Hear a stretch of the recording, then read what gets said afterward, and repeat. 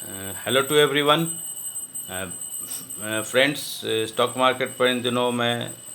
विशेष रूप से आप लोगों से चर्चा कर रहा हूं, क्योंकि अभी एक आरबीआई लगातार कुछ अनाउंसमेंट कर रही है, और इस अनाउंसमेंट का क्या ये स्टॉक मार्केट पर असर पड़ेगा, क्या इकोनॉमिक का इससे फ़ायदा हो रहा है हमारे भारत इंडियन इकोनॉमी को, तो इसी पर मैं विशेष रूप से चर्चा कर रहा हूँ। ऐसा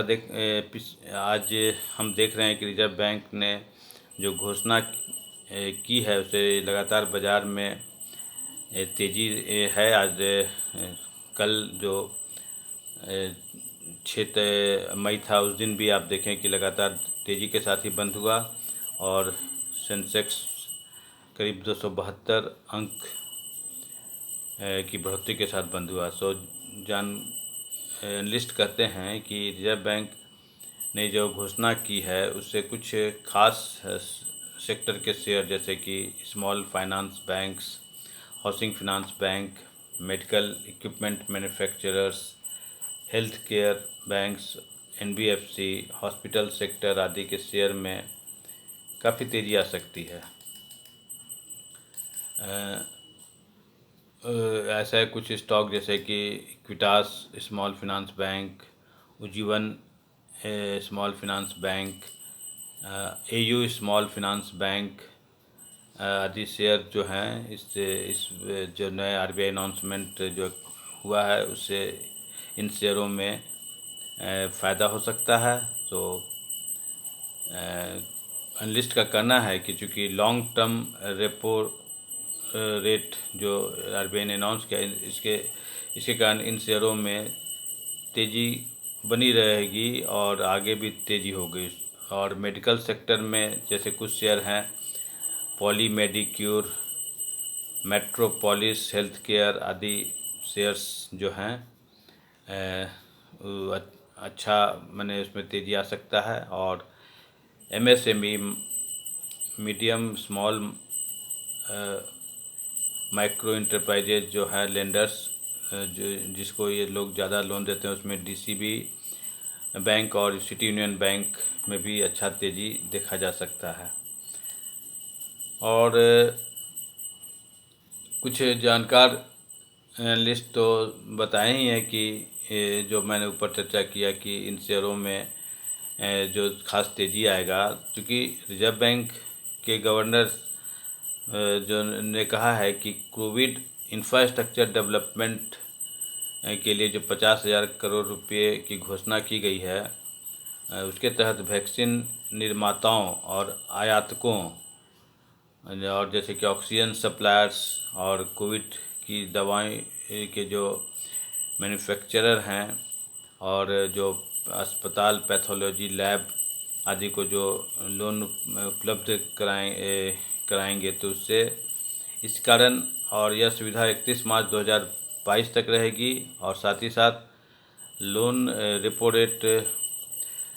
पर उन्हें लोन मिलेगा, जो कि अभी 4% है।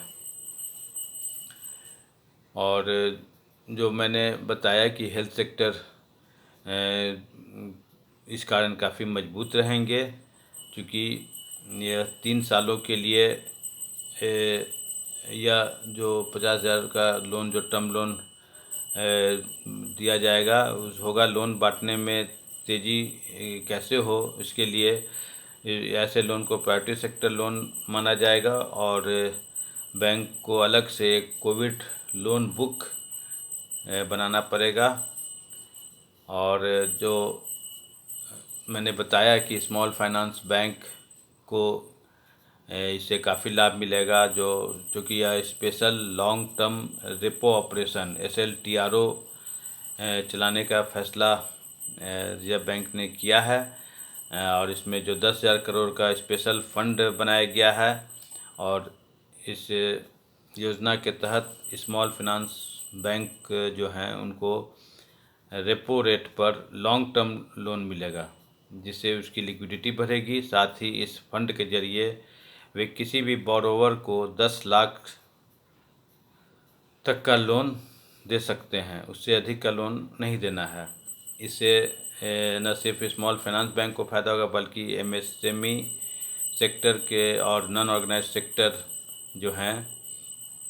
उसको भी काफ़ी फ़ायदा मिलेगा। और दूसरा जो रिजर्व बैंक की अनाउंसमेंट हुई है उसमें है कि 25,000 करोड़ तक लोन पर रिस्ट्रक्चरिंग की सुविधा दी गई है। सो रिजर्व बैंक ने जो इंडिविजुअल और स्मॉल बिजनेस के 25 करोड़ तक के लोन को वन टाइम रिस्ट्रक्चरिंग करने का भी फैसला किया है। इससे हालांकि लाभ उन यूनिट्स को ज़्यादा मिलेगा, ऐसे यूनिट्स को जिन्होंने पिछले साल इस स्कीम का फ़ायदा नहीं उठाया था, जिन्होंने ऑलरेडी इस ऐसा रिस्ट्रक्चरिंग का बेनिफिट लिया है, उससे बहुत ज़्यादा इनको फ़ायदा नहीं होगा। और रिजर्व बैंक ने छोटे कर्जदार और इंडिविजुअल्स बोरोवर पर फोकस किया है और एमएसएमई और बिजनेस से कैसे